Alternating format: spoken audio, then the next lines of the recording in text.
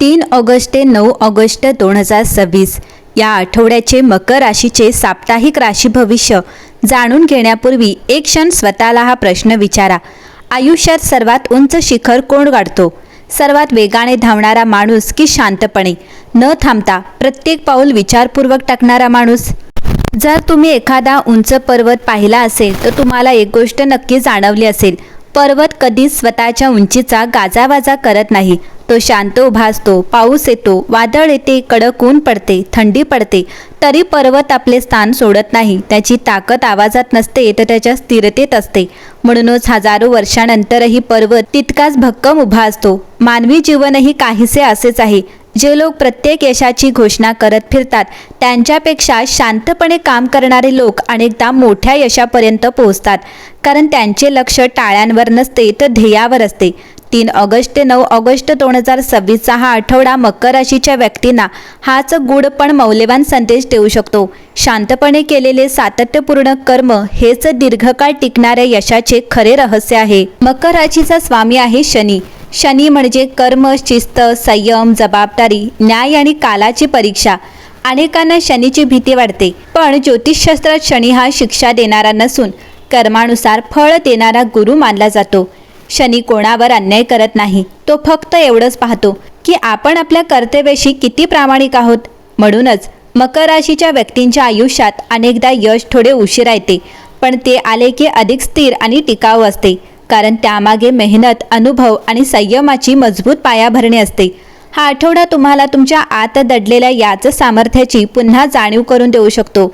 अनेक वेळा जीवनात असे वाटते की मी इतके प्रयत्न करतो तरी अपेक्षित परिणाम का दिसत नाहीत. पण निसर्गातही काही गोष्टींना वेळ लागतो. बांबूचे झाड सुरुवातीला अनेक वर्षे जमिनीखाली मुळे वाढवत असते.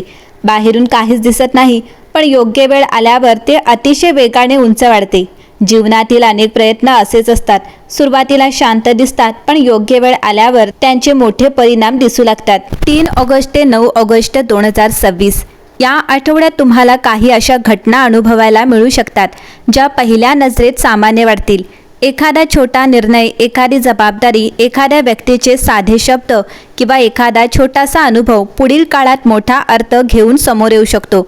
म्हणून या आठवड्यात कोणतीही गोष्ट हलक्यात घेऊ नका. मकर राशीच्या व्यक्ती स्वभावतःच जबाबदार असतात.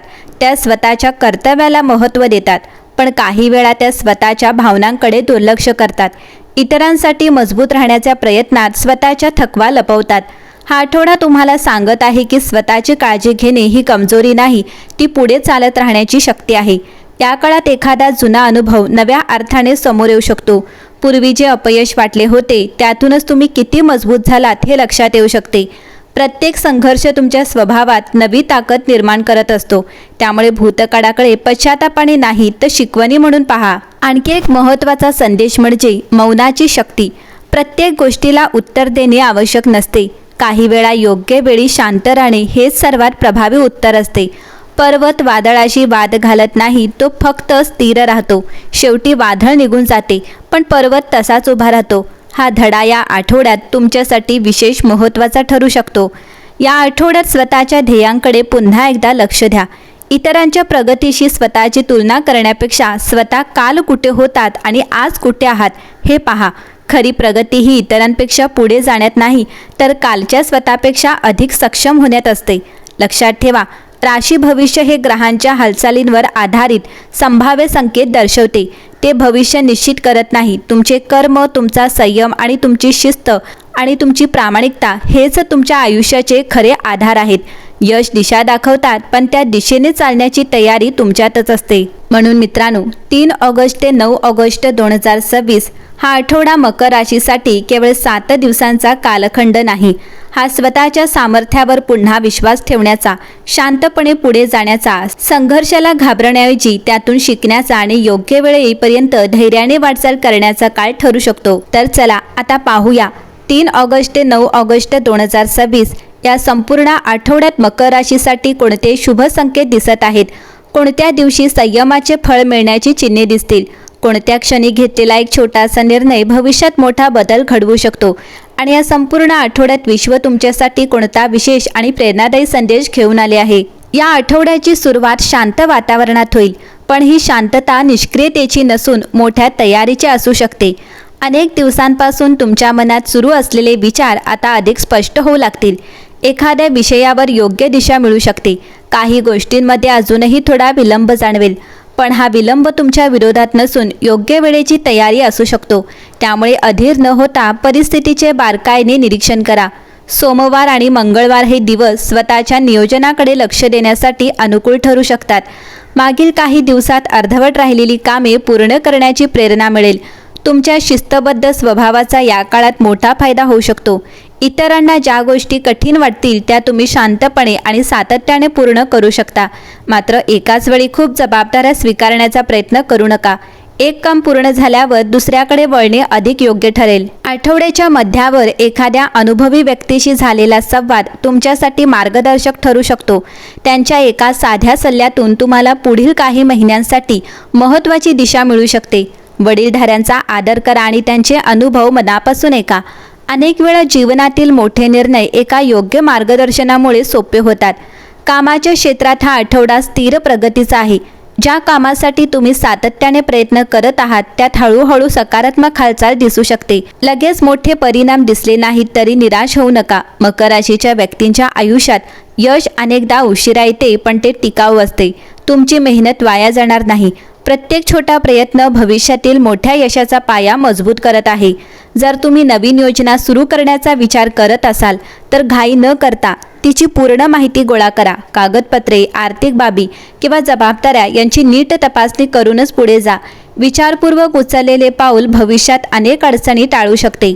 आर्थिक बाबतीत हा आठवडा संतुलित राहू शकतो. काही अनपेक्षित खर्च समोर येऊ शकतात, पण योग्य नियोजनामुळे त्याचा फारसा ताण जाणवणार नाही. बचतीकडे विशेष लक्ष द्या. जर जुनी देणी किंवा आर्थिक व्यवहार प्रलंबित असतील तर त्याकडे दुर्लक्ष करू नका. योग्य वेळी घेतलेला आर्थिक निर्णय पुढील काळात सुरक्षितता देऊ शकतो. कौटुंबिक जीवनात शांतता आणि समजूतदारपणा महत्त्वाचा ठरेल. घरातील एखाद्या व्यक्तीला तुमच्या सहकार्याची गरज भासू शकते. त्यांच्या भावना समजून घेण्याचा प्रयत्न करा. कुटुंबासोबत काही वेळ घालवल्यास मन प्रसन्न राहील. वडीलधाऱ्यांचे आशीर्वाद आणि त्यांचे अनुभव घ्या. या आठवड्यात तुमच्यासाठी मानसिक आधार ठरू शकतात. नातेसंबंधांच्या बाबतीत हा आठवडा विश्वास अधिक दृढ करण्याचा आहे. काही गैरसमज प्रेमाने बोलल्यामुळे दूर होऊ शकतात. जर एखाद्या व्यक्तीशी काही दिवसांपासून संवाद कमी झाला असेल तर स्वतःहून संवाद सुरू करण्याचा प्रयत्न करा. काही वेळा एक प्रेमळ शब्द अनेक वर्षांचे अंतर कमी करू शकतो. या आठवड्यात तुमच्या शांत स्वभावाची परीक्षा घेणाऱ्या काही छोट्या घटना घडू शकतात. एखादी व्यक्ती तुमच्या संयमाची कसोटी पाहू शकते किंवा एखादे काम अपेक्षेपेक्षा उशिरा पूर्ण होऊ शकते.